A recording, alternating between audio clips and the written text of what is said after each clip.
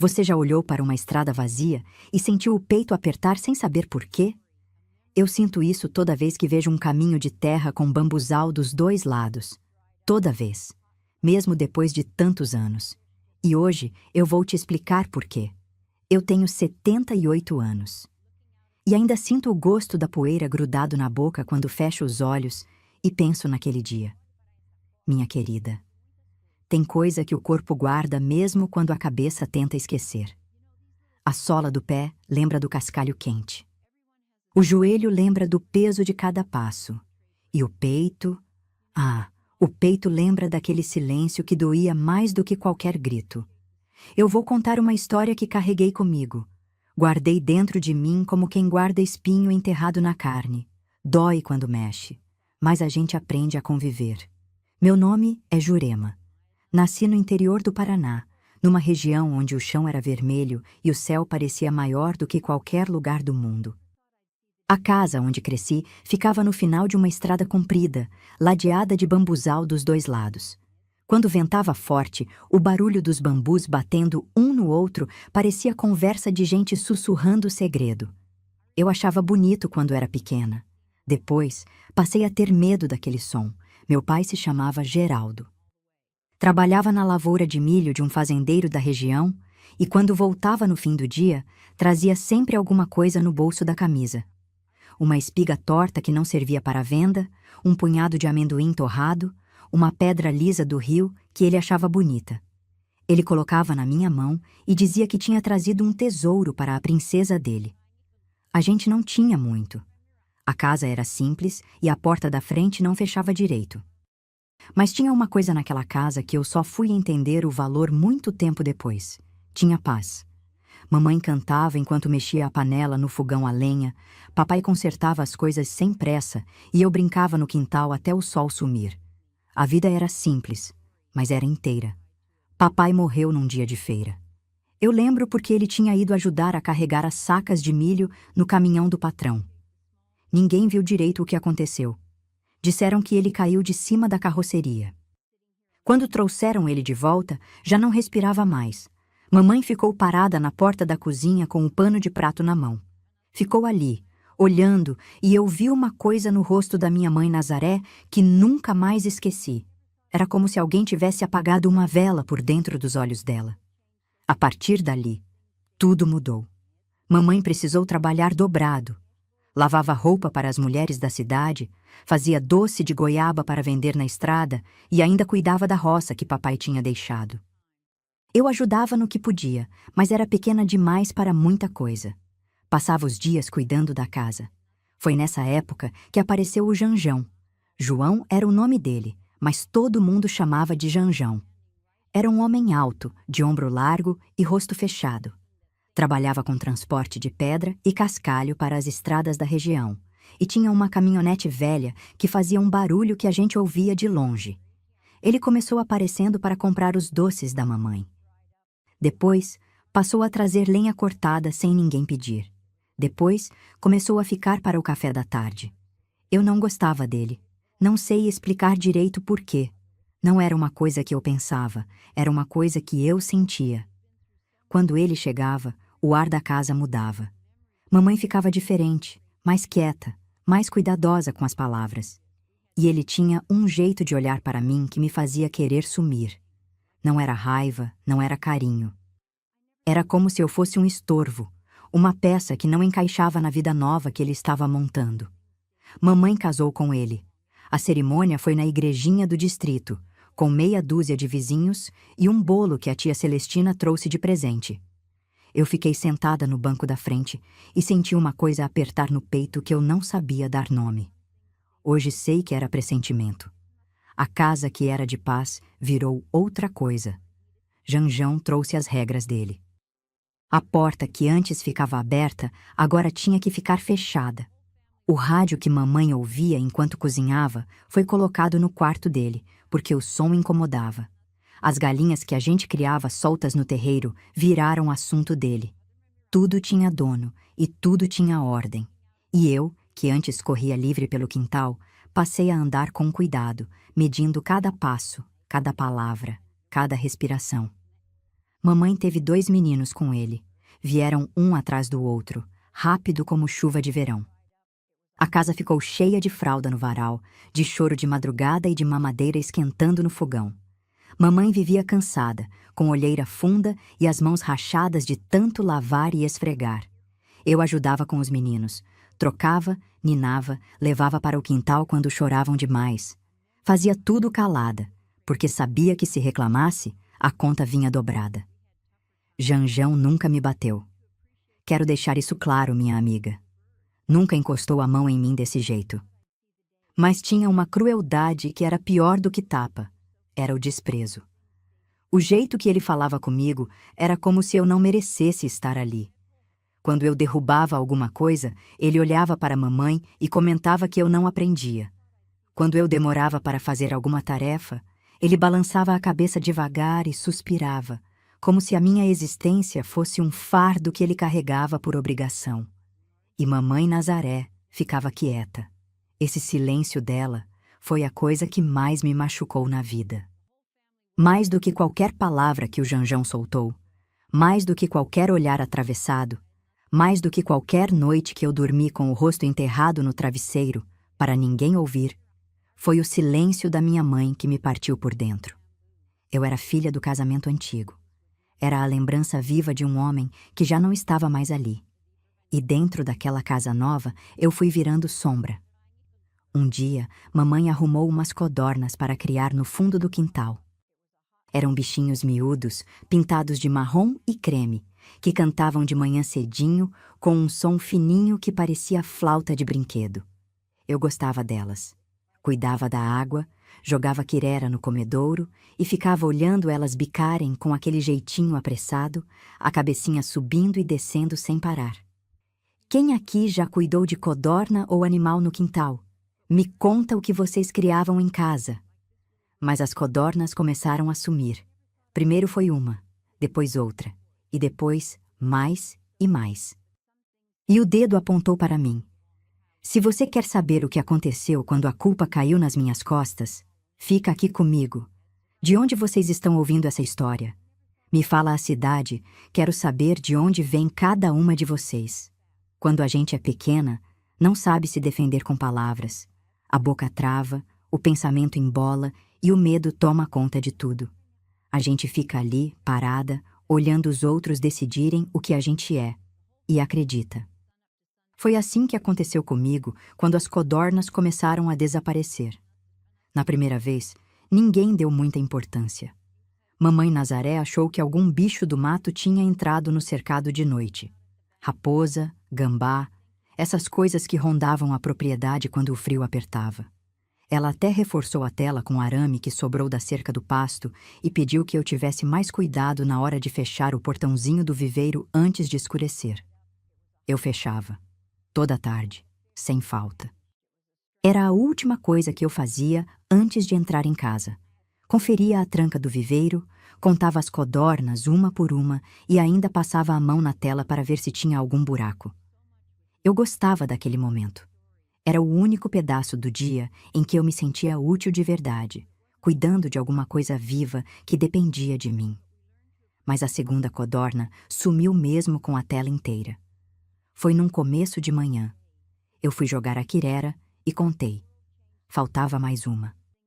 O comedouro estava intocado, a água limpa, nenhuma pena espalhada pelo chão. Era como se a codorna tivesse evaporado durante a noite. Eu senti o estômago apertar porque sabia que aquilo ia virar assunto na mesa do almoço. E virou. Janjão largou o garfo no prato com força e olhou para a mamãe com aquele rosto duro que ele fazia quando queria que ela resolvesse alguma coisa. Não disse meu nome, não precisava. Só perguntou quem era que cuidava daqueles bichos. E o silêncio que veio depois foi a resposta que me condenou. Mamãe me olhou de um jeito que eu nunca tinha visto antes. Não era raiva, mas também não era defesa. Era cansaço. Os olhos dela diziam que ela não tinha energia para brigar por mim, que ela já estava carregando peso demais e que aquela história das codornas era mais um problema que ela não queria ter. Eu tentei falar. Tentei dizer que tinha fechado o viveiro direito, que tinha conferido tudo, que não sabia o que estava acontecendo. Mas Janjão cortou minha fala no meio, dizendo que menina que não prestava atenção não merecia confiança. Aquelas palavras entraram na minha cabeça feito prego. Fiquei calada pelo resto do almoço. Comi o arroz com feijão sem levantar os olhos do prato, ouvindo o barulho dos meus irmãos pequenos batendo a colher na caneca e o rangido da cadeira do Janjão toda vez que ele se mexia. A cozinha cheirava a gordura de porco e cebola queimada, e aquele cheiro, que antes me dava fome, naquele dia me deu enjoo. Depois do almoço, fui para o quintal e fiquei sentada perto do viveiro, olhando as codornas que restavam. Elas bicavam o chão com aquele jeitinho nervoso, virando a cabecinha para os lados como se estivessem procurando alguma coisa. Eu fiquei ali até o sol começar a cair, pensando se era possível que eu tivesse esquecido de fechar o portãozinho alguma noite sem perceber. A dúvida é uma coisa terrível. Quando alguém repete uma mentira, muitas vezes, a gente começa a achar que talvez seja verdade. Na quarta vez que uma codorna sumiu, Janjão perdeu a paciência de vez. Foi num fim de semana. Ele tinha voltado da venda do seu Firmino, onde ia sempre tomar cachaça com os outros homens da região. Chegou em casa com o rosto vermelho e o humor pior do que o normal. Quando mamãe contou que tinha sumido mais uma, ele bateu a mão na mesa da cozinha tão forte que a moringa de barro pulou do lugar. Olhou para mim e disse alto, para que todos ouvissem, que ou eu estava vendendo aquelas codornas ou estava soltando de propósito porque não tinha outra explicação. Mamãe abaixou a cabeça. Os meninos pararam de brincar no canto da sala e ficaram quietos, sentindo que o ar tinha mudado. Eu senti as pernas amolecerem e uma vontade enorme de correr, mas não tinha para onde.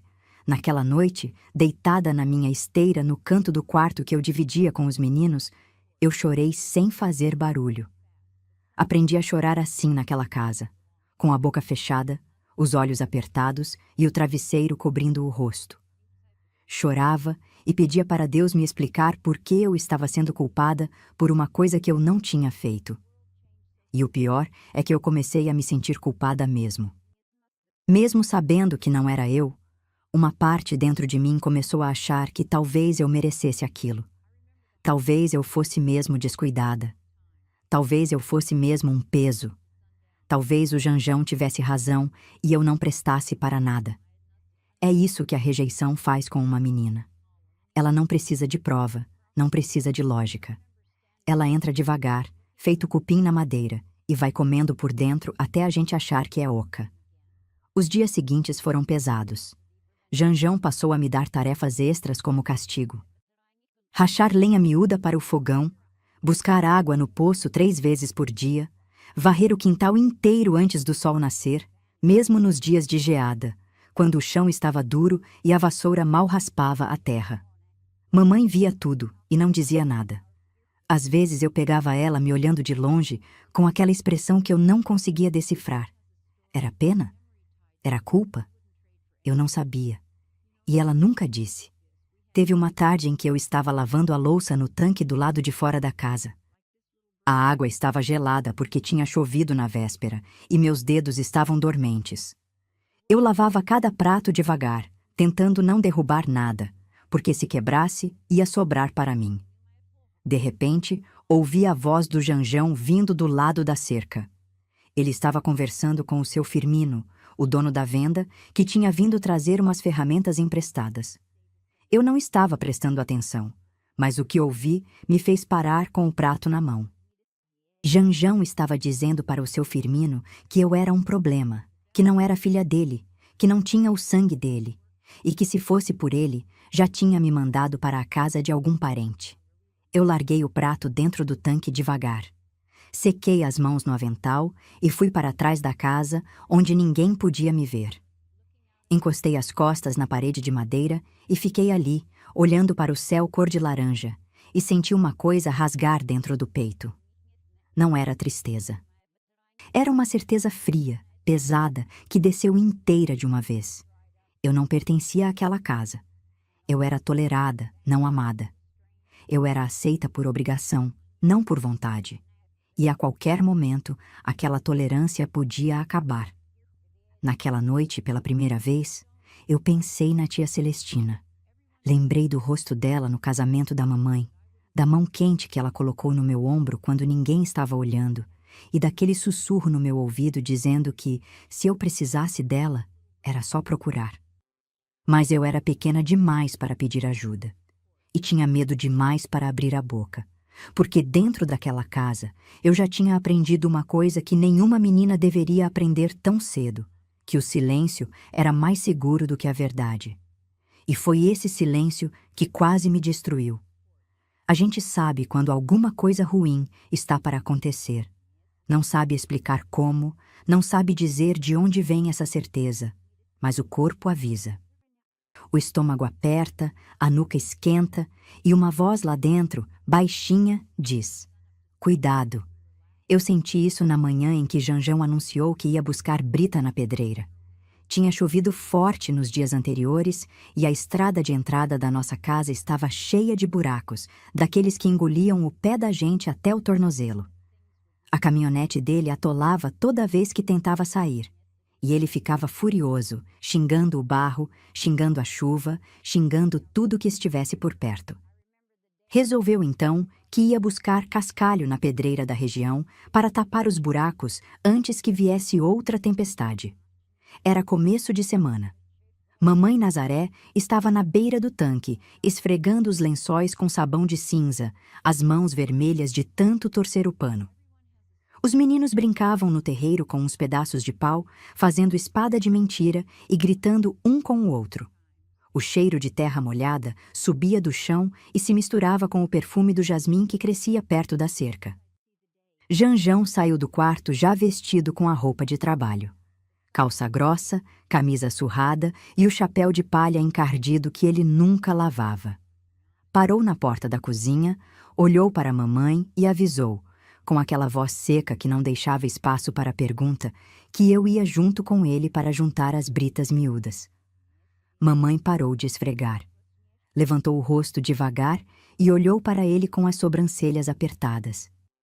Eu estava do outro lado do quintal enchendo o bebedouro das codornas e senti o olhar dela me alcançar mesmo de longe. Ela não disse nada.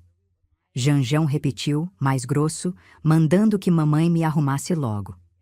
Mamãe secou as mãos no avental e veio até mim. Abaixou o corpo, arrumou a gola do meu vestido e falou baixo, quase sussurrando, para eu ir com ele, obedecer direitinho e voltar logo. Tinha uma sombra no olhar dela que me deu um frio na barriga, mas eu não soube ler aquilo direito. Achei que era só preocupação de mãe. Subi na traseira da caminhonete porque Janjão nunca me deixava sentar na cabine. Dizia que a frente era lugar de gente e a traseira era lugar de carga. Eu me acomodei entre as ferramentas, uma pá enferrujada, um balde amassado e umas cordas enroladas que cheiravam a mofo. O banco da traseira era de tábua solta que balançava a cada buraco, e eu me segurava na lateral para não cair.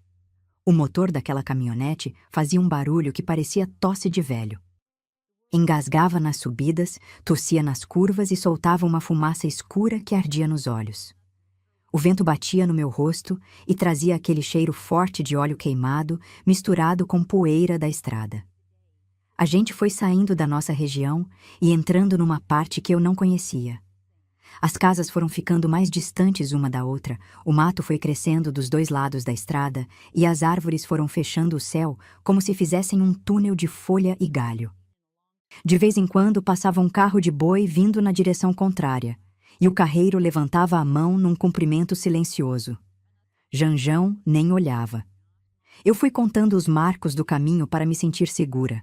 A ponte de madeira sobre o córrego, o cruzeiro velho na beira da estrada, a mangueira enorme com o tronco pintado de branco, o barracão de fumo abandonado com o telhado caído.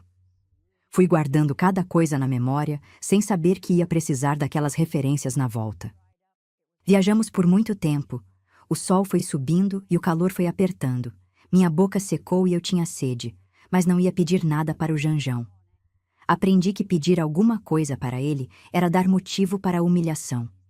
Então fiquei quieta, lambendo os lábios rachados e engolindo a saliva que mal vinha. Quando a caminhonete finalmente parou, eu levantei a cabeça e olhei em volta. A pedreira era um lugar que parecia o fim do mundo. Era um terreno enorme, aberto, cheio de pedra espalhada por todo lado. Pedra grande, pedra miúda, pedra quebrada, pedra empilhada. O chão era cinza e seco, sem uma folha verde, sem uma sombra onde descansar. O sol batia naquelas pedras e devolvia um calor que subia do chão e queimava a sola dos pés, mesmo através da sandália. Não tinha ninguém ali. Nenhum trabalhador, nenhuma máquina funcionando, nenhum barulho de ferramenta. Só o vento passando entre as pedras e fazendo um assovio fino que dava arrepio. Era como se a gente tivesse chegado num lugar onde o mundo tinha acabado e esquecido de avisar. Janjão desceu da cabine sem falar comigo. Foi caminhando até um canto da pedreira, olhou em volta como se estivesse procurando alguma coisa e voltou. Parou na frente da caminhonete, acendeu um cigarro de palha e ficou fumando devagar, olhando para o nada com aquela cara de quem já tinha decidido tudo. Depois de um tempo, apontou para um monte de cascalho no canto direito e mandou que eu fosse juntando as britas pequenas no balde, que ele queria tudo cheio antes de voltar. Eu desci da traseira, peguei o balde amassado e fui até o monte de cascalho. As pedras eram miúdas, cortantes, com quinas vivas que arranhavam os dedos. Eu fui catando uma por uma, colocando no balde com cuidado, ouvindo o barulho seco de pedra batendo em pedra dentro da lata. O sol castigava. A poeira entrava no nariz e grudava na garganta. O suor descia pela testa e pingava nos olhos, ardendo feito pimenta.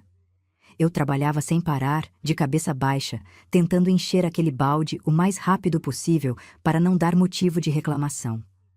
Não sei quanto tempo passei ali. Podia ter sido meia hora, podia ter sido mais. A noção de tempo se perde quando a gente está com medo e cansaço juntos. Só sei que em algum momento levantei o rosto para limpar o suor e olhei na direção onde Janjão estava. Ele não estava mais lá. A caminhonete não estava mais lá. O lugar onde ele tinha estacionado era só um pedaço de chão vazio, com as marcas dos pneus ainda desenhadas na terra clara. Eu fiquei parada com o balde na mão, olhando para aquele espaço vazio, e por um instante meu cérebro se recusou a entender o que tinha acontecido. Era como se alguém tivesse arrancado o chão debaixo dos meus pés. O coração acelerou, a respiração travou e uma onda de calor subiu do peito até a cabeça, misturada com tontura e pânico. Ele tinha ido embora. Tinha me deixado ali, sozinha, naquele fim de mundo, sem água, sem comida, sem saber o caminho de volta. E o balde caiu das minhas mãos com um estrondo que ecoou naquela pedreira vazia como o som mais solitário que eu já ouvi na vida. Eu fiquei parada por um tempo que não sei medir. Podia ter sido 1 minuto, podia ter sido 10. O corpo ficou duro, as pernas travaram e os olhos ficaram grudados naquele pedaço de chão onde a caminhonete estava antes. As marcas dos pneus na terra pareciam cicatrizes frescas, desenhadas ali para provar que eu não estava inventando. Ele tinha estado ali e tinha ido embora. O primeiro pensamento que veio foi que talvez ele tivesse ido buscar alguma coisa e fosse voltar. Talvez tivesse esquecido uma ferramenta em outro lugar, ou ido comprar cigarro na venda mais próxima. Eu me agarrei nessa esperança com toda a força que eu tinha, porque a outra possibilidade era grande demais para uma menina daquele tamanho aguentar. Esperei mais um pouco. Fiquei olhando para a estrada por onde a gente tinha vindo, esperando ver a poeira levantar ao longe, esperando ouvir aquele motor engasgado voltando. Mas a estrada ficou quieta. O vento passava pelas pedras, fazendo aquele assovio fino, e de vez em quando um pássaro cruzava o céu sem fazer barulho, como se até os bichos tivessem medo daquele lugar. Foi quando o sol começou a mudar de posição que eu entendi que ele não ia voltar. A sombra que antes estava do meu lado esquerdo agora estava atrás de mim, e o calor, que já era forte, começou a apertar de um jeito diferente. A boca secou mais ainda, a garganta ardeu e eu senti uma tontura que veio devagar, como onda mansa que vai puxando a areia debaixo dos pés. Eu precisava sair dali. A pedreira tinha só uma entrada. Um caminho de terra batida que se abria entre 2 morros de pedra e descia até a estrada principal. Eu lembrava daquele trecho porque quando a caminhonete entrou ali, as rodas tinham patinado na terra solta e o Janjão tinha xingado o volante como se a culpa fosse da máquina. Comecei a andar. Os primeiros passos foram os mais difíceis. Não por causa do cansaço. Aquele veio depois. Foi por causa do medo. Cada vez que eu olhava para trás, a pedreira ia ficando menor, e a certeza de que eu estava sozinha ia ficando maior. Era como soltar a mão de alguém no escuro e perceber que não tem mais ninguém segurando. A sandália que eu usava era velha, de tira fina, com a sola lisa de tanto uso. Escorregava nas pedras soltas do caminho. Antes de chegar na estrada principal, eu já tinha tropeçado e arranhado o dedão do pé direito numa quina de pedra. O sangue escorreu devagar, misturado com a poeira, e eu limpei com a barra do vestido sem parar de andar. Quando finalmente cheguei na estrada de terra, parei e olhei para os dois lados. Para a esquerda, o caminho subia numa ladeira longa que sumia atrás de uma curva. Para a direita, descia suave entre dois paredões de mato fechado. Eu não sabia qual era o lado certo. Fechei os olhos e tentei lembrar da viagem. O Janjão tinha virado para a esquerda quando saiu da estrada principal para entrar na pedreira. Isso eu lembrava porque o sol tinha batido no meu rosto quando a caminhonete fez a curva. Então, para voltar, eu precisava ir para a direita. Comecei a descer. A estrada era comprida e reta, ladeada de mato alto dos dois lados. O capim-gordura chegava na altura da minha cintura e balançava com o vento, fazendo um barulho seco que parecia papel amassado. De vez em quando aparecia uma árvore maior, com o tronco grosso e a copa larga que fazia uma sombra redonda no chão. Eu parava nessas sombras para descansar, encostava as costas no tronco e ficava ouvindo meu próprio coração batendo forte dentro do peito. A sede foi a pior parte. A garganta queimava e a língua estava grossa, grudando no céu da boca. Eu procurava com os olhos algum córrego, alguma nascente, alguma poça de água da chuva, qualquer coisa que molhasse os lábios. Mas o chão estava seco, rachado em alguns pontos, e o mato não dava sinal de água por perto. Andei por muito tempo. O sol foi descendo devagar, e as sombras das árvores foram ficando compridas, esticadas no chão como braços tentando alcançar alguma coisa. A luz foi mudando de cor, do branco forte do meio-dia para um dourado grosso que tingia tudo de mel. Era bonito, mas eu não conseguia enxergar beleza naquele momento. Só conseguia pensar em chegar em casa. Foi aí que comecei a reconhecer os marcos que eu tinha guardado na memória durante a ida.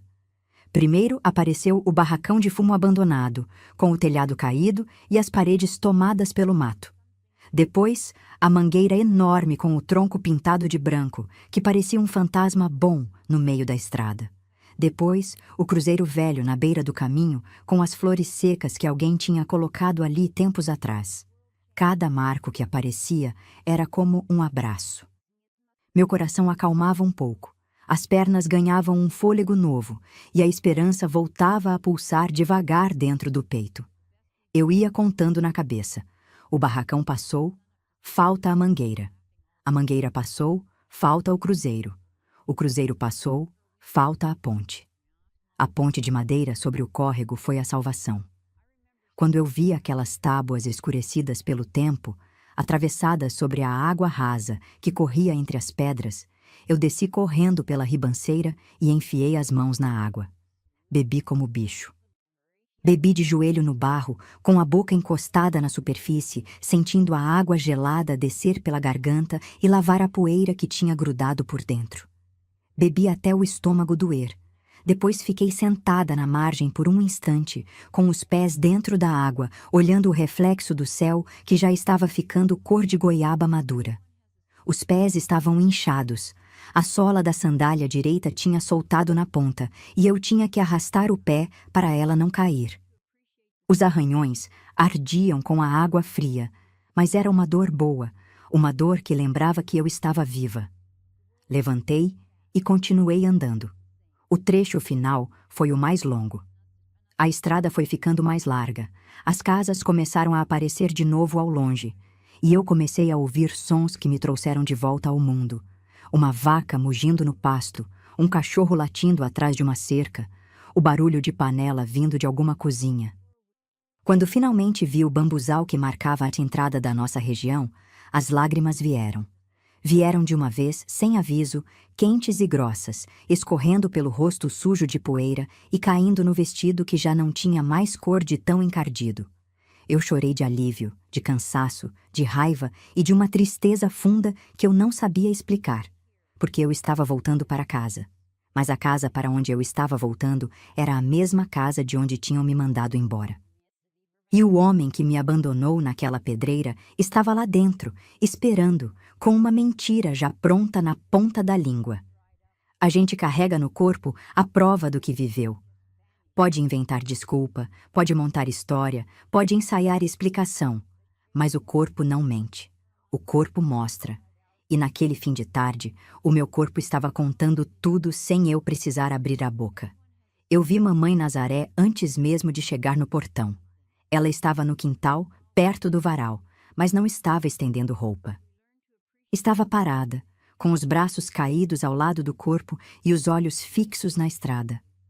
O vento puxava a barra do vestido dela e mexia nos cabelos que escapavam do coque, mas ela não se movia. Parecia uma estátua plantada ali, esperando alguma coisa que já deveria ter chegado. Quando me viu, o rosto dela mudou de uma vez. Não foi alívio, não foi raiva, foi espanto.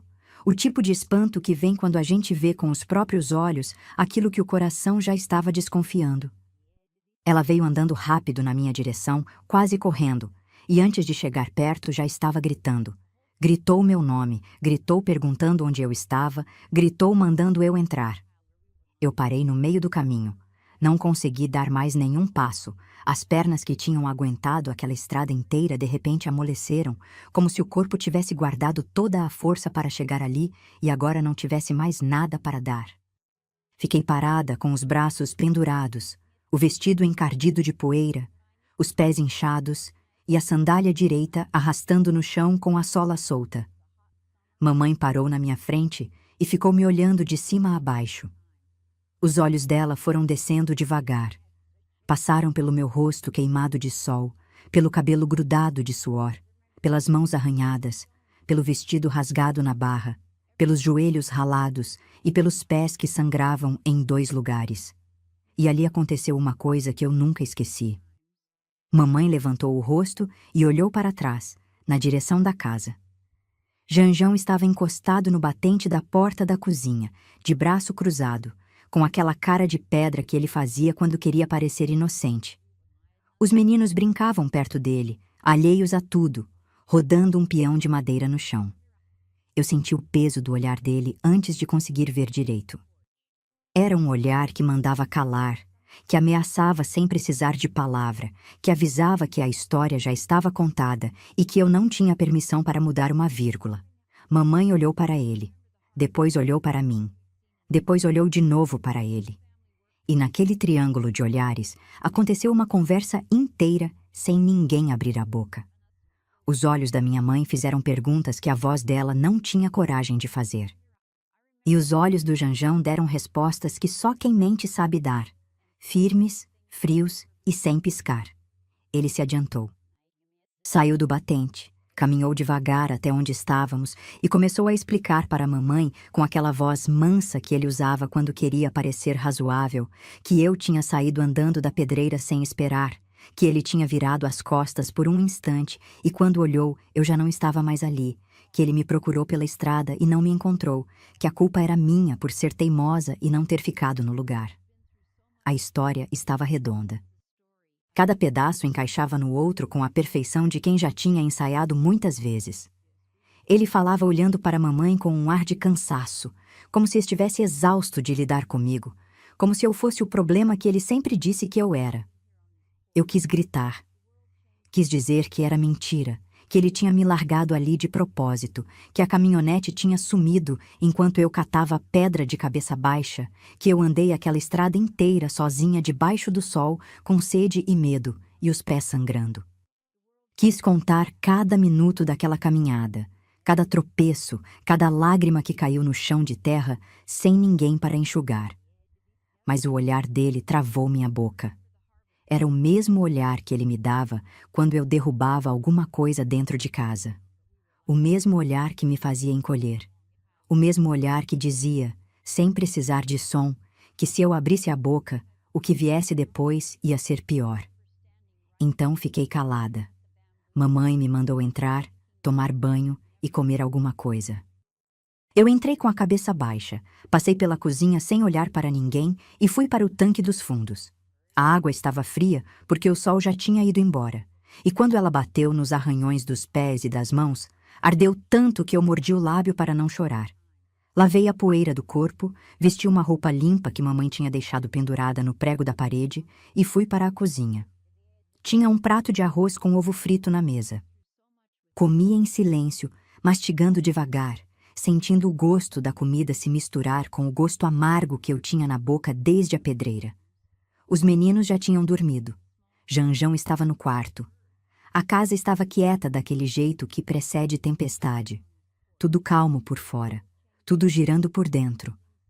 Mamãe apareceu na cozinha quando eu estava lavando meu prato. Encostou no batente da porta e ficou me olhando sem falar nada.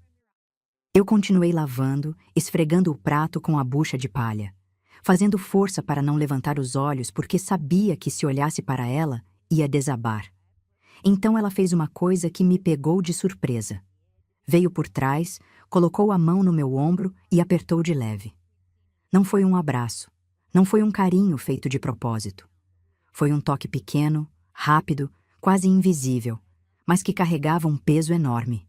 Era como se aquela mão estivesse pedindo desculpa por todas as vezes que ficou parada. Como se aquele aperto dissesse o que a boca dela não conseguia dizer. Eu parei de lavar o prato. Fiquei imóvel, com as mãos dentro da água, sentindo o calor daquela mão no meu ombro. E por um segundo só, senti que mamãe estava do meu lado. Mas o segundo passou. Ela tirou a mão, saiu da cozinha e foi para o quarto sem olhar para trás. E eu fiquei ali, com as mãos na água fria, perguntando para Deus se aquele toque tinha sido real ou se eu tinha inventado ele de tanta vontade que eu tinha de acreditar. Naquela noite, deitada na esteira, com o corpo doendo inteiro e os pés latejando dentro de umas meias velhas que mamãe tinha colocado com pomada de ervas, eu não consegui dormir.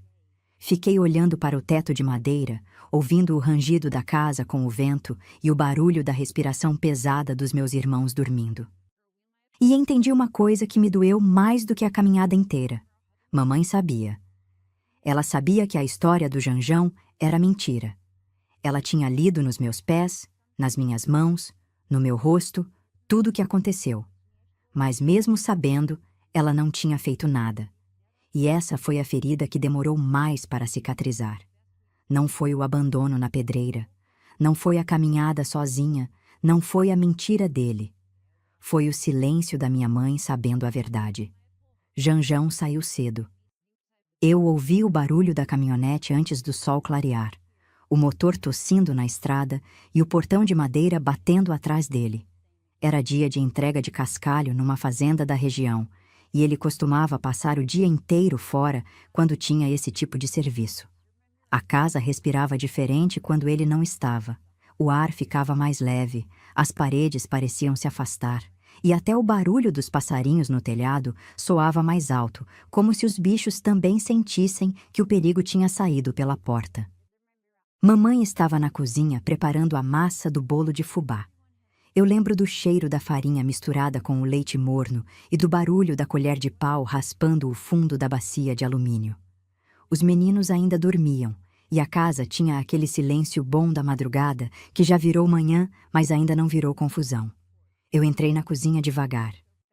Os pés ainda doíam por causa dos cortes, e mamãe tinha enrolado umas tiras de pano velho nas partes piores, fazendo uma espécie de curativo que eu precisava trocar toda manhã. Sentei no banquinho perto do fogão e fiquei olhando ela mexer a massa sem falar nada. Nazaré não me olhou de imediato.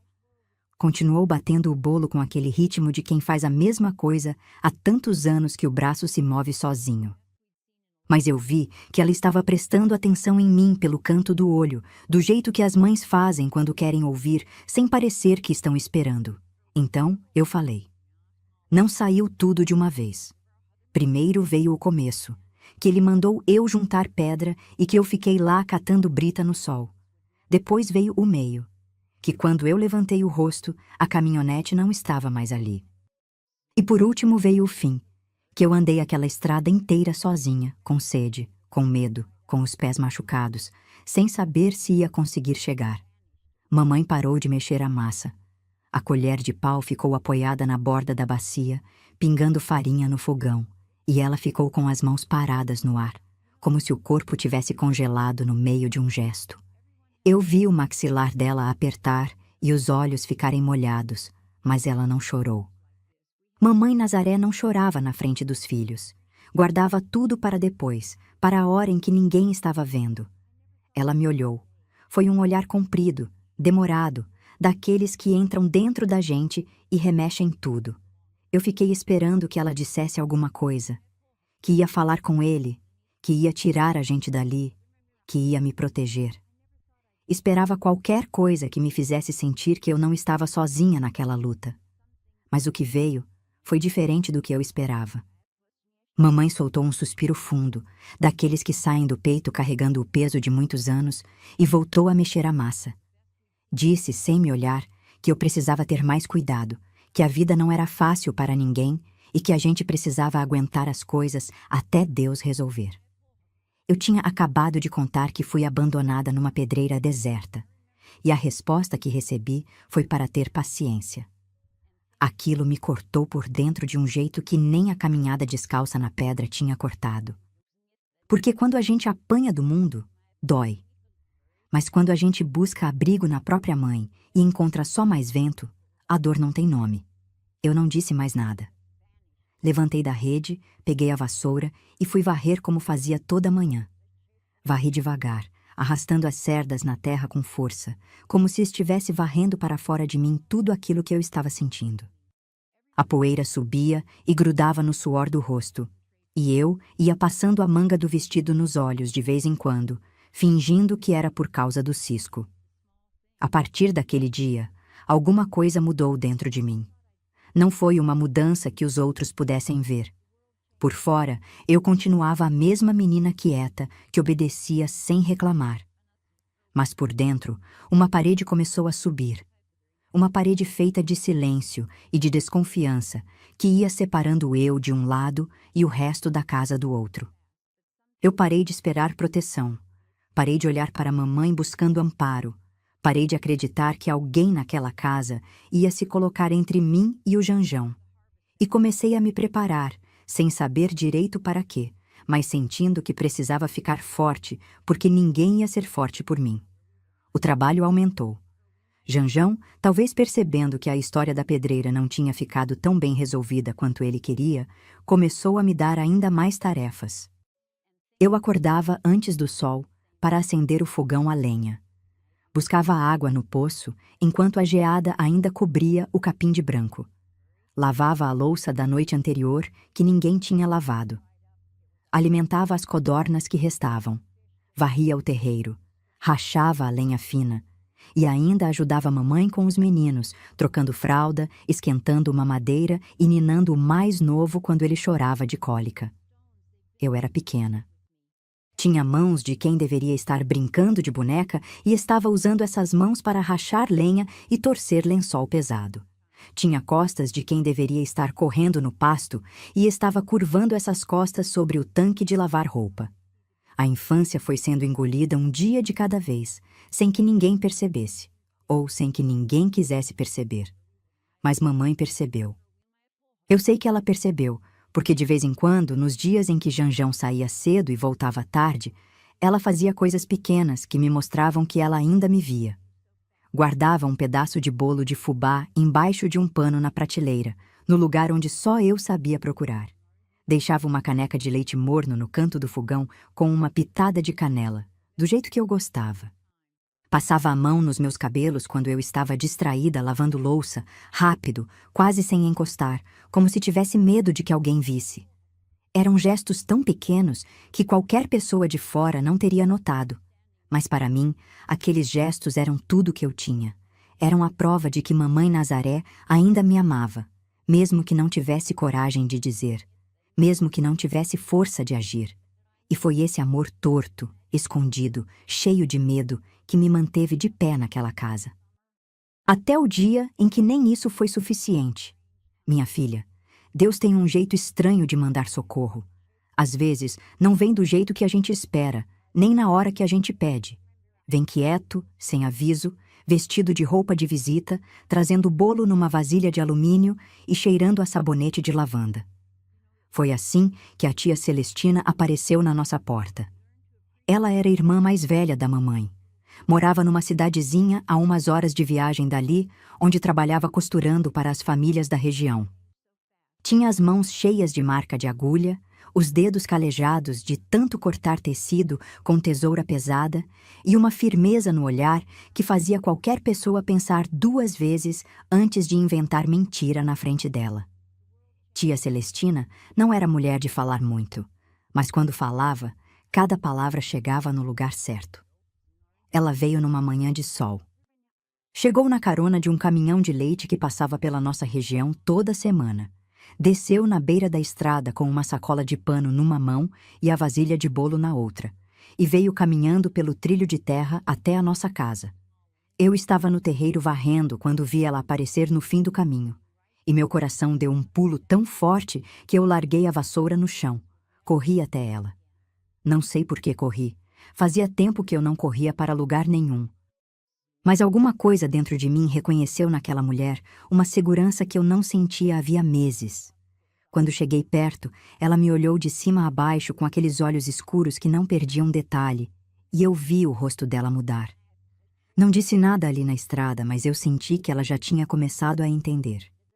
Mamãe Nazaré recebeu a irmã com alegria contida, do jeito que ela fazia tudo naquela época.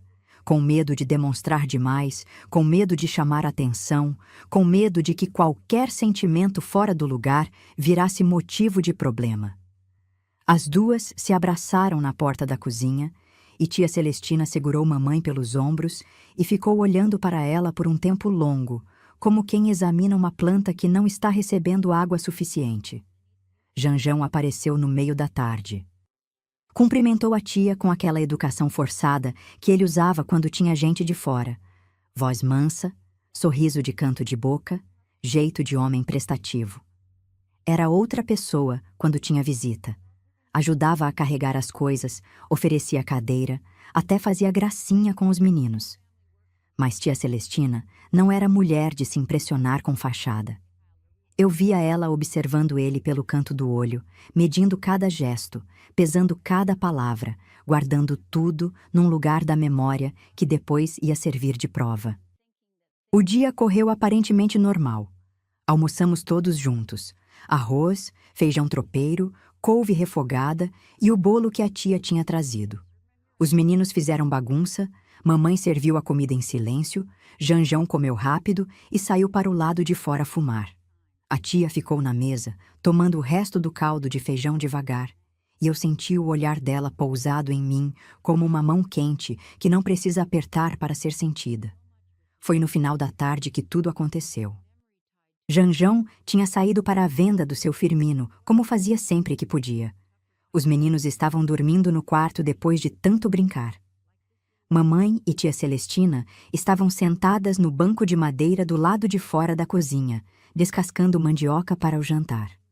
O sol estava descendo atrás dos morros, pintando o céu de laranja e rosa, e o cheiro de terra úmida subia do quintal onde eu tinha molhado a horta mais cedo. Eu estava sentada no degrau da porta, remendando uma meia velha com agulha e linha que mamãe tinha me ensinado a usar. A tia me chamou para perto.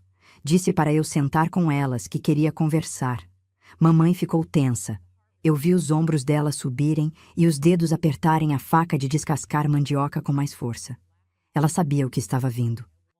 Talvez soubesse desde a hora em que viu a irmã examinando meus pés descalços de manhã, ou desde o momento em que percebeu a tia contando os calos nas minhas mãos enquanto eu servia o almoço. Tia Celestina me perguntou como eu estava. Perguntou sobre a escola, sobre os bichos, sobre o que eu fazia durante o dia. Eram perguntas simples, de tia que visita sobrinha, mas por trás de cada uma tinha uma intenção que eu comecei a perceber devagar. Ela estava montando o mapa da minha rotina, entendendo o peso que eu carregava, medindo o tamanho do buraco que tinham cavado ao meu redor. E então ela perguntou sobre a pedreira. Eu não sei como ela soube. Talvez mamãe tenha contado alguma coisa sem perceber. Talvez algum vizinho tenha comentado. Talvez tia Celestina simplesmente tenha juntado os pedaços que estavam espalhados na minha aparência e no meu jeito de andar com a cabeça sempre baixa. Mas ela perguntou. E quando perguntou, olhou nos meus olhos de um jeito que dizia que ali era seguro, que eu podia falar, que ela ia ouvir até o fim. E eu contei. Contei tudo. Contei na frente da mamãe, na frente do quintal, na frente do pôr do sol que ia caindo devagar. Contei sobre as codornas, sobre a culpa que colocaram em mim, sobre os olhares do Janjão, sobre a viagem para a pedreira, sobre o momento em que levantei o rosto e a caminhonete não estava mais ali. Contei sobre a caminhada de volta, sobre a sede, sobre os pés sangrando, sobre os marcos da estrada que me guiaram para casa. Contei sobre a mentira que ele inventou quando eu cheguei, sobre o olhar que me mandou calar e sobre o silêncio de mamãe sabendo a verdade sem fazer nada. Quando terminei de falar, o quintal estava escuro. O sol tinha ido embora sem que ninguém percebesse, e as cigarras tinham começado a cantar naquele coro enlouquecido que tomava conta das noites de verão. Mamãe estava com o rosto virado para o lado, os olhos vermelhos e o queixo apertado. A faca de descascar mandioca tinha caído no chão ao lado do banco, e ela não tinha se abaixado para pegar. Tia Celestina ficou em silêncio por um tempo que pareceu eterno. Depois respirou fundo, levantou do banco e disse para a mamãe, com uma voz firme que não tremia nem um pouco, que ia levar a menina, que eu ia morar com ela, que aquela casa não era lugar para eu ficar. Mamãe começou a chorar. Não foi um choro alto. Foi daqueles que saem espremidos, como se tivessem sido guardados dentro de uma garrafa apertada durante tempo demais e agora estivessem vazando pelas frestas. Ela chorou com a mão tapando a boca, os ombros sacudindo, sem conseguir olhar para mim nem para a irmã. Tia Celestina esperou o choro passar. Depois sentou de novo, colocou a mão no joelho de mamãe e repetiu, mais baixo, que não estava tirando a filha dela por maldade. Que estava fazendo aquilo porque alguém precisava fazer. Que ela enxergava o que estava acontecendo, mesmo que mamãe não tivesse força para enxergar. E mamãe, entre soluços, fez que sim com a cabeça. Aquele gesto, aquele aceno pequeno, derrotado, molhado de lágrima, foi a coisa mais dolorosa e mais libertadora que eu vi na minha vida. A parte mais difícil é arrumar as coisas sabendo que a vida que a gente viveu até ali cabe inteira dentro de uma mala pequena. E que a pessoa que deveria pedir para a gente ficar não vai abrir a boca. Tia Celestina decidiu que a gente ia embora no dia seguinte bem cedo, no mesmo caminhão de leite que passava pela estrada toda semana. Eu tive o restante do dia para me despedir daquela casa, daquele quintal, daquele pedaço de mundo que, por mais duro que tivesse sido, era o único que eu conhecia. O dia seguinte amanheceu cinzento. O céu estava coberto de nuvem baixa, daquelas que ficam pesadas feito colchão de algodão sujo e não deixam o sol passar. O ar cheirava a chuva que ainda não tinha caído, e os passarinhos estavam quietos nos galhos da goiabeira, como se soubessem que alguma coisa estava para mudar. Janjão voltou da venda do seu Firmino naquela noite e encontrou a decisão já tomada. Eu não vi a conversa entre ele e a tia Celestina. Mamãe me mandou para o quarto com os meninos assim que ouviu o barulho da caminhonete chegando. Mas ouvi pedaços. Ouvi a voz dele subindo, o tom ficando grosso, e depois ouvi a voz da tia cortando por cima, firme, sem gaguejar, sem recuar 1 centímetro. Ouvi o silêncio de mamãe no meio daquela disputa, e aquele silêncio doeu mais do que os gritos.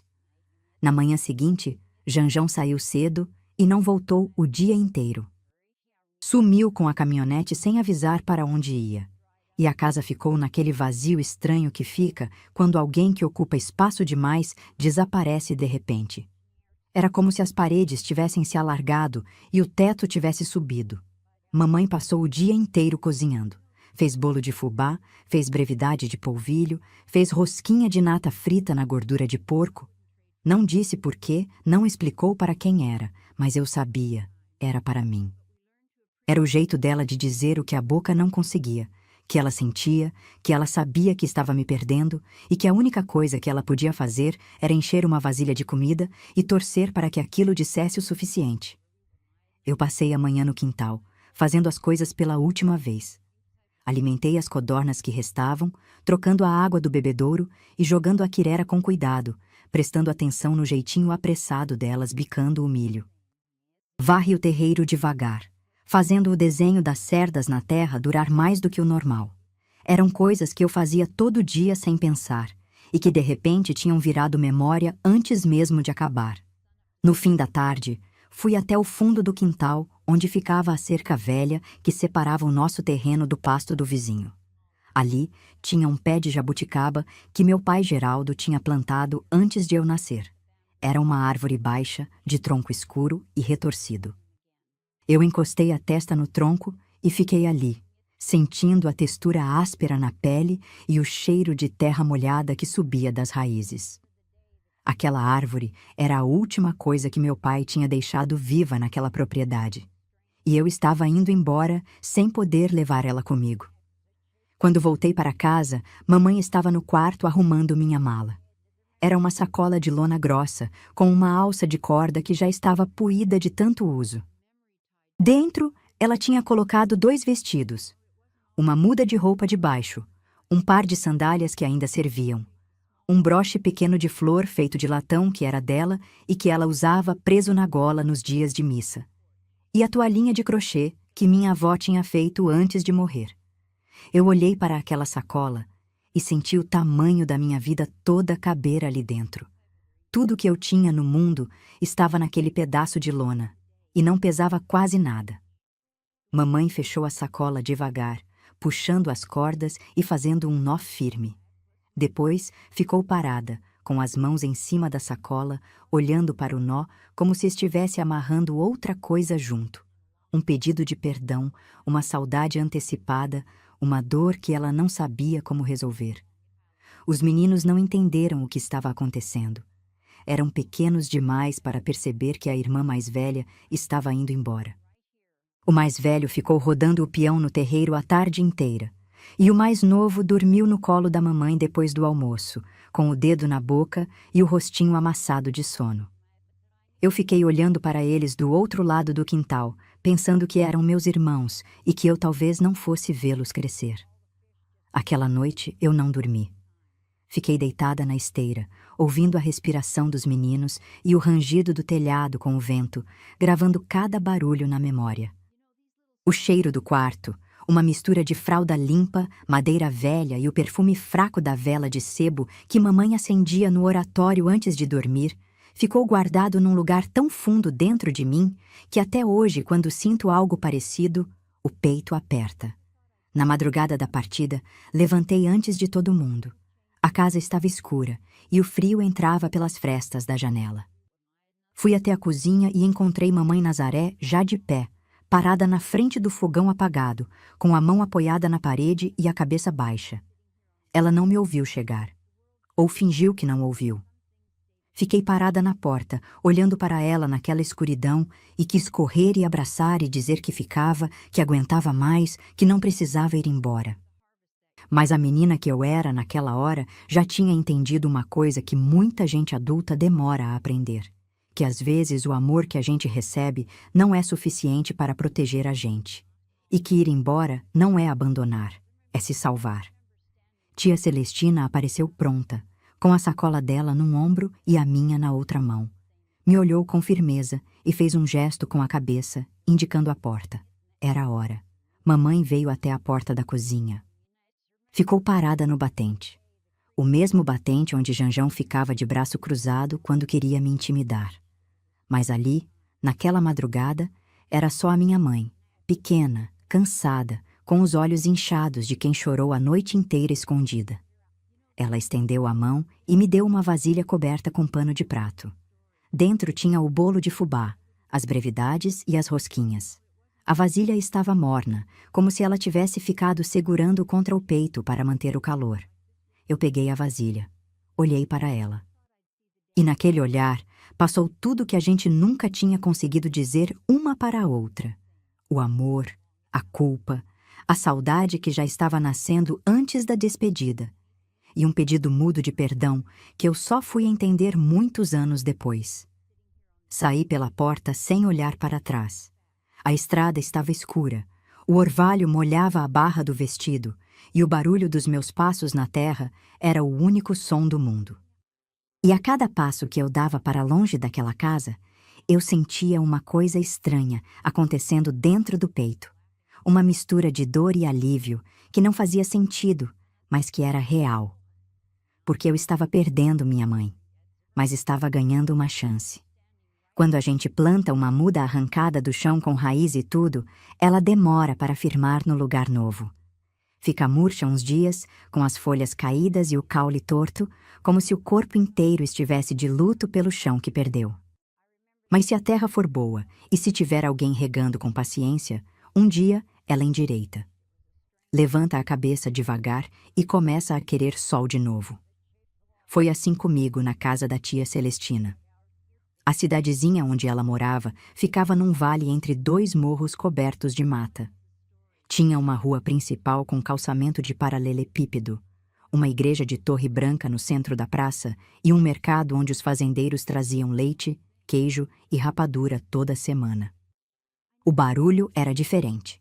Em vez de vaca mugindo e portão rangendo, eu ouvia sino de igreja, carroça no calçamento e vozes de gente conversando na calçada depois do jantar. A casa da tia era pequena, mas arrumada com um capricho que eu nunca tinha visto. Tinha cortina de renda na janela, toalhinha bordada em cima da mesa e um vaso de samambaia pendurado na varanda que ela regava toda manhã com um cuidado de quem cuida de filho. O chão era de taco de madeira encerado e eu tinha medo de andar descalça para não riscar. Ela riu quando percebeu e me disse para eu ficar à vontade, que casa era para ser vivida, não para ser admirada de longe. Tia Celestina vivia da costura. Tinha uma máquina Singer preta com pedal de ferro que ficava no canto da sala, coberta com um pano florido quando não estava em uso. Ela costurava vestido, saia, calça, avental, toalha de mesa, tudo que as mulheres da cidade encomendavam.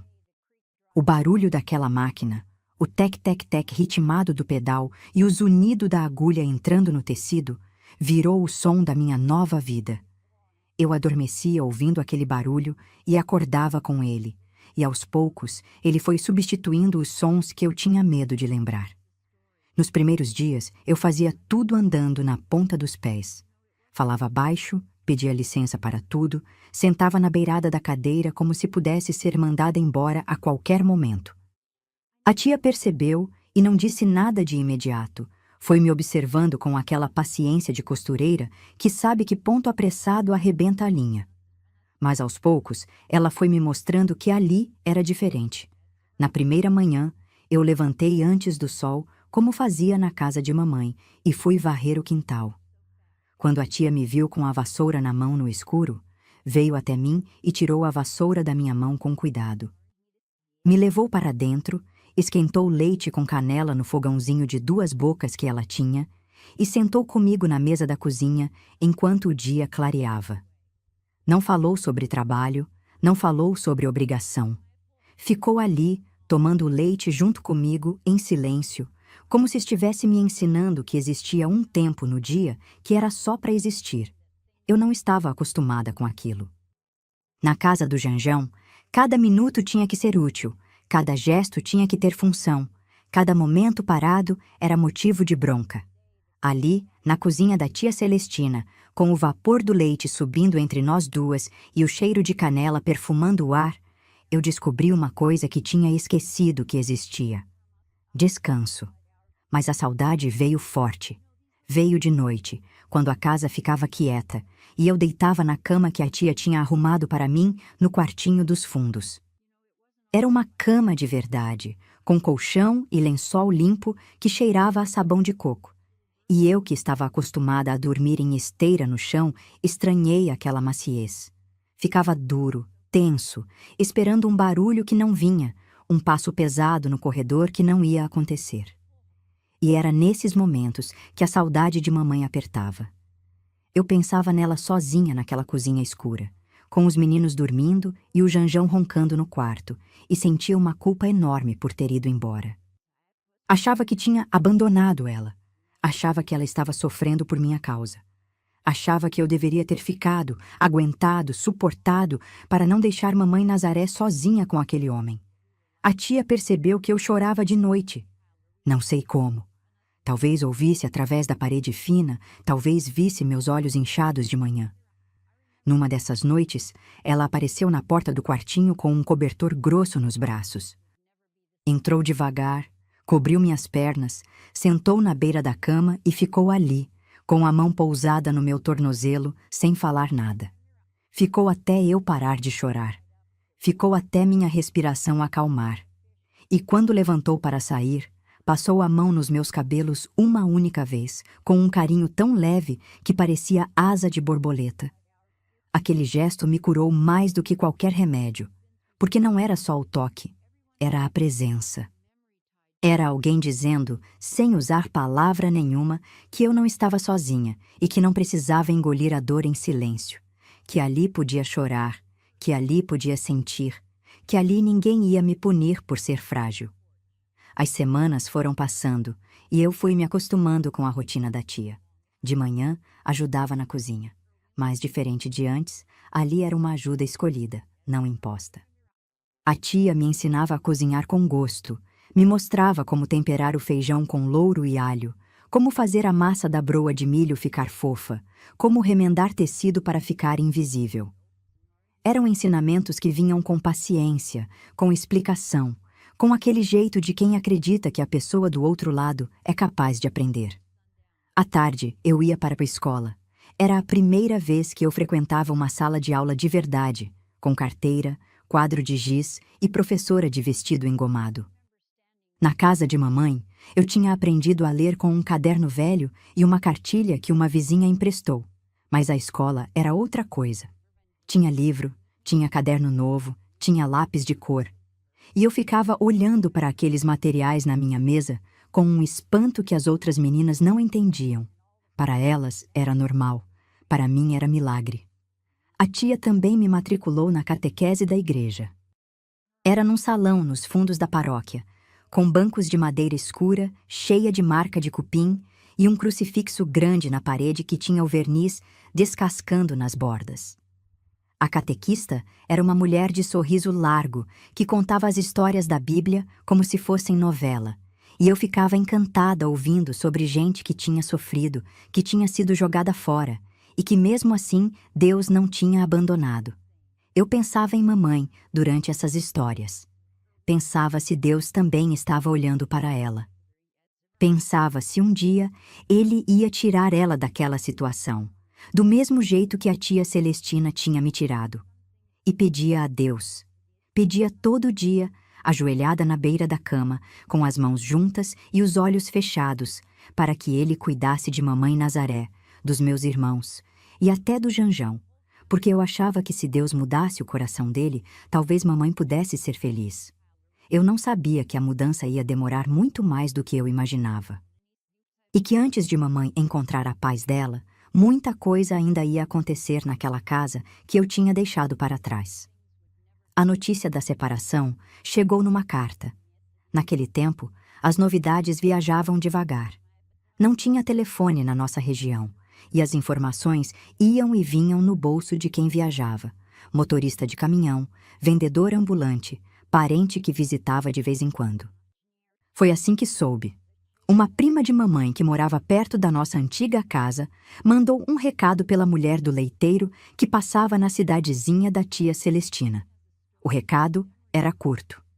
Dizia que Janjão tinha arrumado outra mulher numa cidade vizinha e que mamãe Nazaré tinha ficado sozinha com os meninos. Não tinha detalhe, não tinha explicação, só aquele pedaço de informação seca que a gente recebe e fica virando na cabeça tentando encaixar no que já sabe. Eu fiquei parada no meio da cozinha da tia, com aquele recado na mão, sentindo uma mistura de coisas que eu não sabia separar. Tinha alívio, porque o Janjão tinha ido embora e mamãe não ia mais viver debaixo daquela sombra. Tinha raiva, porque ele largou ela com 2 meninos pequenos, da mesma forma que largava tudo que não servia mais. E tinha uma tristeza funda, quieta, que vinha de saber que mamãe agora estava sozinha de verdade, sem marido, sem mim, carregando uma casa inteira nas costas.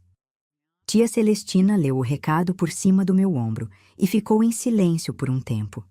Depois foi até o fogão, esquentou água para chá de erva cidreira, que era o remédio dela para toda dor que não tinha farmácia, e colocou a caneca na minha frente.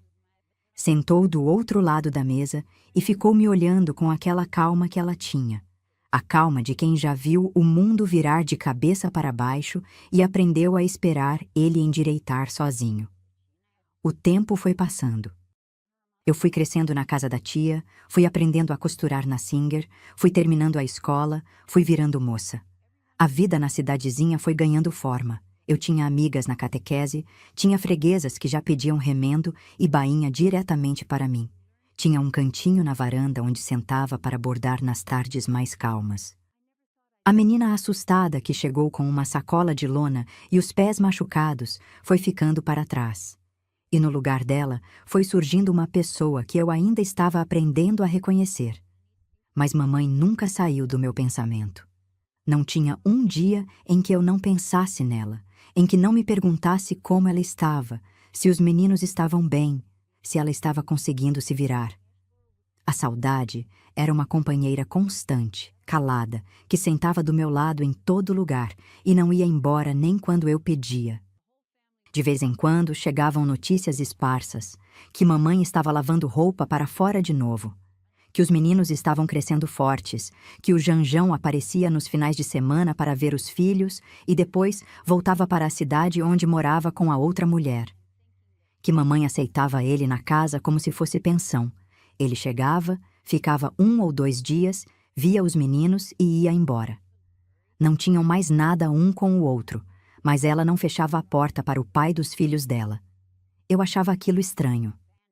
Achava que mamãe deveria ter raiva, deveria negar a entrada, deveria trancar o portão e jogar a chave fora. Mas com o tempo fui entendendo que Nazaré não era mulher de guerra. Era mulher de resistência. Aguentava calada, cedia quando precisava e guardava a dignidade dela num lugar tão fundo que ninguém conseguia alcançar para tirar. Então veio a notícia que mudou tudo. Mamãe estava doente. O coração. O recado dessa vez veio mais rápido, trazido por um vizinho que tinha vindo à cidadezinha comprar remédio na farmácia. Disse que Nazaré tinha passado mal, que tinham levado ela para o hospital da cidade maior e que o médico tinha falado em cirurgia. Coisa séria, coisa grande, coisa que poderia dar certo ou não. Tia Celestina e eu saímos no dia seguinte. Pegamos a primeira condução que apareceu. Um ônibus velho que fazia a linha entre as cidades do interior, com banco de couro rachado e janela que não fechava direito. A viagem durou horas e eu passei cada minuto olhando pela janela sem ver nada, com o peito apertado e as mãos geladas, pedindo a Deus que não levasse mamãe embora antes de eu chegar. Mamãe não estava no hospital quando chegamos. Tinha recebido alta depois de uns exames e estava se preparando para a cirurgia que seria feita semanas depois. E adivinha onde ela estava? Na casa da minha avó materna. A mesma avó que morava pertinho da tia Celestina, a poucas ruas de distância da casa onde eu vivia. Mamãe estava ali, tão perto de mim, e eu não sabia. Quando entrei naquela casa e vi Nazaré sentada numa cadeira de vime na varanda, com um chale nos ombros e o rosto mais magro do que eu lembrava, eu senti o chão sumir debaixo dos pés. Ela estava menor. As mãos que eu lembrava fortes e ocupadas estavam pousadas no colo, paradas, com as veias saltadas e os dedos finos. O cabelo tinha fios brancos que antes não existiam, e os olhos, aqueles olhos que eu vi apagar no dia que papai morreu, tinham uma canseira diferente agora, mais funda, mais velha. Ela me olhou e o queixo tremeu. Eu fui andando devagar até ela, como se tivesse medo de que fosse miragem e que qualquer passo brusco pudesse desfazer a imagem. Quando cheguei perto o suficiente para sentir o calor do corpo dela, mamãe levantou a mão e tocou o meu rosto. Passou os dedos pela minha bochecha, pela minha testa, pelo meu queixo, como se estivesse lendo com as mãos a pessoa que eu tinha me tornado. E eu vi nos olhos dela uma coisa que eu tinha esperado a vida inteira para ver.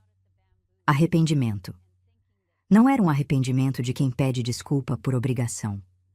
Era o arrependimento de quem carregou uma culpa tão pesada por tanto tempo que ela já tinha virado parte do corpo, como osso ou músculo. Estava entranhado nela, em cada ruga do rosto, em cada fio branco do cabelo, em cada batida fraca daquele coração doente. Eu peguei a mão dela e segurei firme. Não disse nada.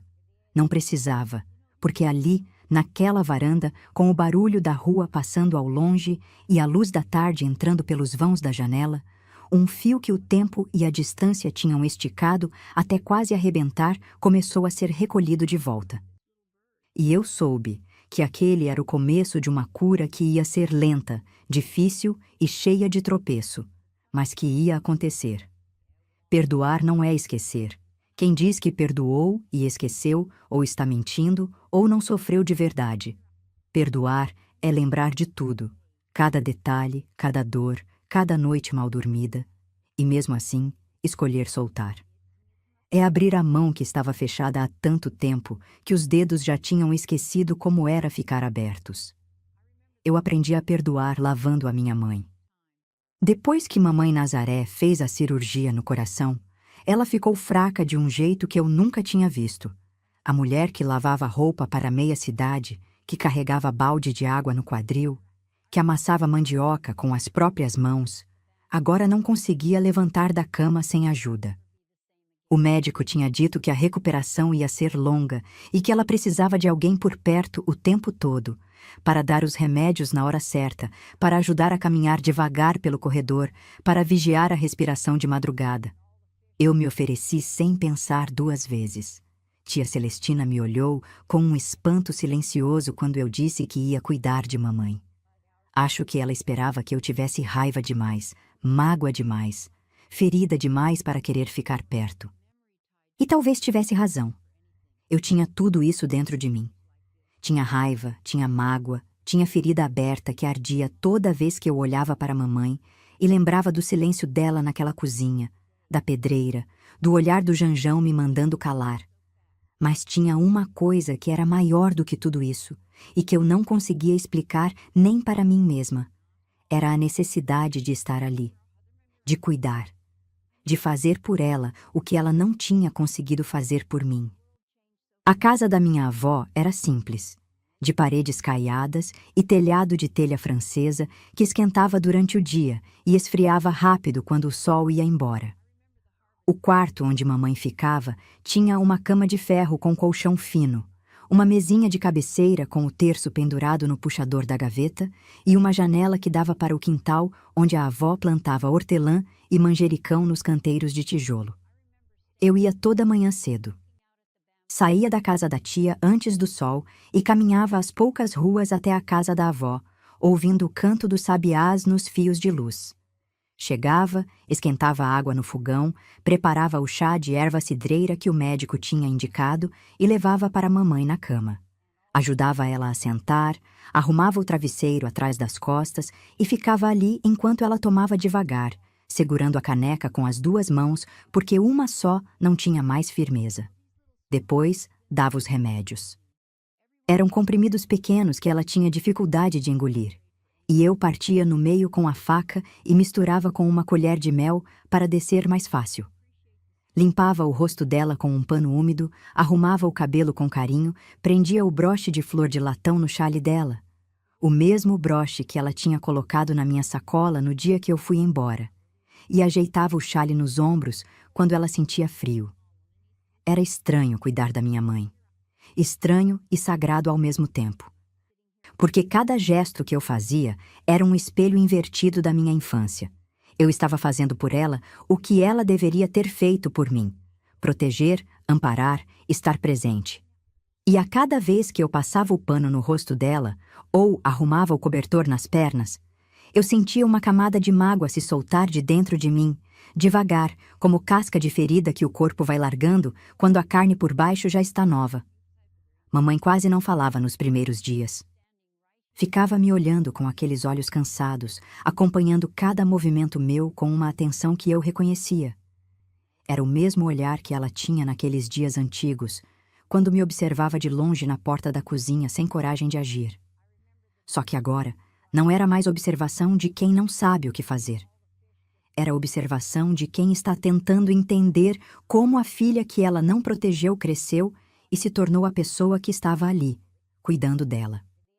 Teve uma tarde em que eu estava trocando o lençol da cama enquanto mamãe sentava na cadeira perto da janela. O sol entrava de lado, pintando o rosto dela com uma luz dourada que suavizava as rugas e fazia o cabelo branco brilhar. Eu estava puxando o lençol limpo por cima do colchão quando senti uma mão me segurar pelo pulso. Mamãe tinha se levantado da cadeira e estava de pé ao meu lado, tremendo de fraqueza, mas de pé. Segurava meu pulso com uma força que eu não imaginava que ela ainda tivesse. E quando eu olhei para o rosto dela, vi que estava chorando. Não era o choro contido que eu conhecia. Era um choro aberto, com lágrima grossa descendo pelo rosto, o queixo tremendo e a boca tentando formar palavras que custavam a sair. Ela não precisou falar muito. O pouco que saiu bastou. Disse que sabia de tudo que tinha acontecido na pedreira, que sempre soube que cada dia que passou em silêncio foi uma pedra que ela carregou no peito, e que o peso daquelas pedras era o que tinha adoecido o coração dela. Disse que eu não merecia o que vivi, que ela deveria ter me protegido, e que a maior dor da vida dela não era a cirurgia nem a doença. Era saber que a própria filha precisou ser salva por outra pessoa, porque a mãe não teve coragem. Eu fiquei parada, com o lençol na mão e o coração batendo tão forte que eu sentia a pulsação nos ouvidos.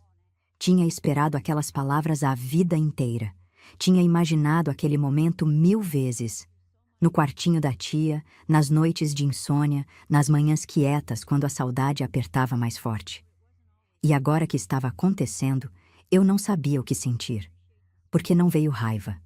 Não veio vontade de cobrar, de gritar, de jogar na cara dela tudo que eu guardei. O que veio foi uma coisa que eu não esperava. Veio pena. Pena daquela mulher que viveu presa dentro do próprio medo, que amou em silêncio, que sofreu calada e que carregou uma culpa tão grande que o corpo não aguentou. Eu larguei o lençol no colchão, segurei as mãos dela nas minhas e apertei firme. Ficamos ali, de pé, no meio daquele quarto, com o sol entrando pela janela e as mãos entrelaçadas, e nenhuma das duas disse mais nada. Não precisava. Porque aquele aperto de mão estava dizendo tudo, estava dizendo eu te perdoo, estava dizendo eu ainda te amo, estava dizendo que a gente pode começar de novo mesmo quando parece tarde demais. Mamãe encostou a testa na minha e eu senti a respiração fraca dela no meu rosto. Ficou ali alguns segundos que pareceram uma vida inteira. E quando se afastou, eu vi nos olhos dela uma coisa que não via desde antes de papai morrer. Uma luz, pequena, frágil, tremendo como chama de vela em noite de vento. Mas acesa. A partir daquele dia, tudo mudou entre nós. Não mudou de uma vez. Não mudou com festa, nem com declaração. Mudou no jeito que ela segurava minha mão quando eu ajudava ela a caminhar. Mudou no jeito que ela me olhava quando eu chegava de manhã. Mudou no sorriso pequeno que aparecia no canto da boca quando eu contava alguma coisa do meu dia. A cura dela virou a nossa cura. Mamãe se recuperou da cirurgia. Demorou, foi difícil. Teve dias em que eu achei que ela não ia aguentar. O corpo fraco, a respiração curta, aquele cansaço que não passava nem com descanso. Mas Nazaré era feita de um material que eu só fui entender depois de velha. Era mulher de fibra escondida, daquelas que parecem frágeis por fora, mas por dentro têm raiz de árvore centenária. Ela foi melhorando devagar, um dia de cada vez, como quem sobe ladeira íngreme, sem pressa, mas sem parar. Durante aqueles meses que eu cuidei dela na casa da minha avó, a gente construiu uma coisa que nunca tinha existido entre nós: uma amizade. Parece estranho dizer isso de mãe e filha, mas é a verdade. Antes, o que tinha entre nós era obrigação, silêncio e medo. Depois da cirurgia, começou a ter conversa. Mamãe foi se abrindo comigo aos poucos, contando pedaços da vida dela que eu nunca tinha ouvido. Como conheceu meu pai, como foi o dia que eu nasci, como ela se sentiu quando ficou viúva tão moça com uma filha pequena e o mundo inteiro pesando nos ombros. Eu ia ouvindo calada, guardando cada pedaço, montando dentro de mim o mapa de uma mulher que eu achava que conhecia, mas que na verdade só tinha visto pela metade. A Nazaré que eu conhecia era a mãe que não me defendeu. A Nazaré que eu estava descobrindo era uma mulher que teve medo a vida inteira. Medo de ficar sozinha, medo de perder o teto, medo de que os filhos passassem fome, medo de que o mundo fosse cruel demais para quem não tinha homem do lado. E esse medo é uma prisão que muita mulher da minha geração conhece. A gente foi criada achando que sem marido não era ninguém, que aguentar calada era virtude, que engolir dor era força. Mamãe engoliu tanta dor que o coração dela adoeceu por dentro, no sentido mais real que essa palavra pode ter. Quando ela ficou boa o suficiente para caminhar sozinha e cuidar de si, voltou para a casa dela. Mas as coisas já eram diferentes. Os meninos estavam maiores, já ajudavam na roça e na casa, e Janjão continuava aparecendo nos finais de semana para ver os filhos. Só que agora, uma coisa curiosa tinha acontecido. A raiva entre eles tinha virado outra coisa. Não era amor, não era saudade, não era desejo de voltar. Era uma espécie de costume que foi virando companheirismo torto. Ele chegava, trazia alguma coisa para os meninos, tomava um prato de comida na cozinha e ia embora. E mamãe aceitava aquilo com uma paz que eu demorei para entender.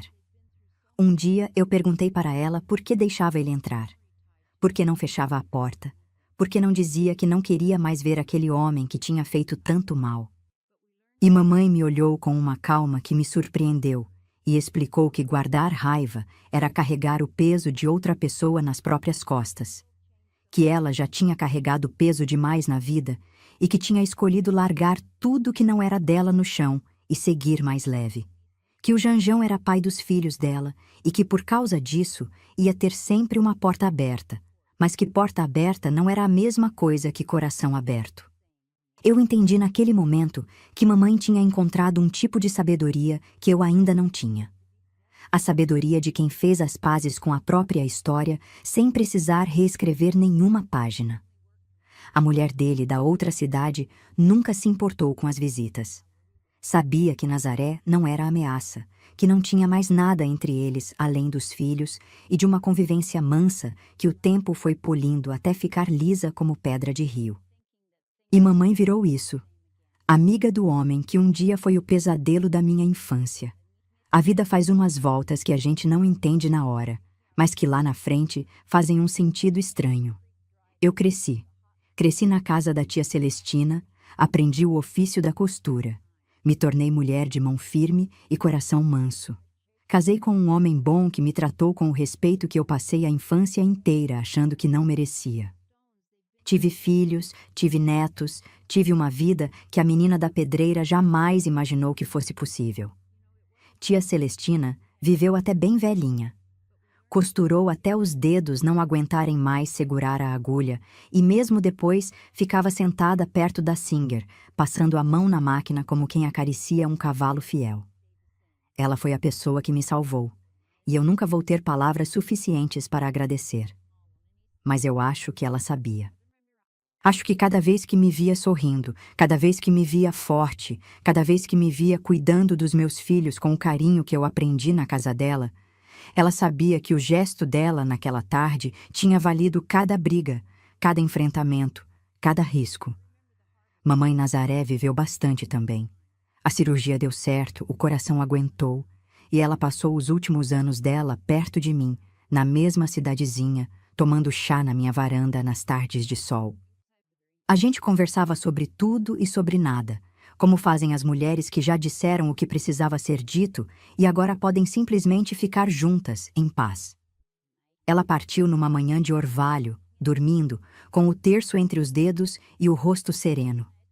Eu segurei a mão dela, que já estava fria, e agradeci. Agradeci por ela ter sido minha mãe, com todos os erros, com todos os silêncios, com todo o amor torto que ela deu do jeito que soube dar. Porque é isso que a vida me ensinou. O amor nem sempre vem bonito, nem sempre vem no tempo certo, nem sempre vem do jeito que a gente merece. Mas quando ele vem de verdade, mesmo atrasado, mesmo machucado, mesmo coberto de poeira de estrada, ele ainda cura. Eu sou a prova disso. Eu sou a menina que voltou da pedreira com os pés sangrando e o coração partido. E eu sou a mulher que está aqui, com 78 anos, contando essa história para você, com a voz firme e o peito em paz. Porque foi naquele fim de tarde, voltando sozinha pela estrada de terra, que eu entendi uma coisa que me acompanhou a vida inteira. Quando a confiança quebra, o coração aprende a andar sozinho. Mas quando alguém estende a mão de volta, esse mesmo coração aprende a coisa mais difícil do mundo. Aprende a confiar de novo. Se essa história tocou o seu coração, compartilha com uma amiga que também precisa ouvir isso. Porque toda mulher carrega uma estrada de terra dentro de si. E toda mulher merece saber que dá para chegar do outro lado.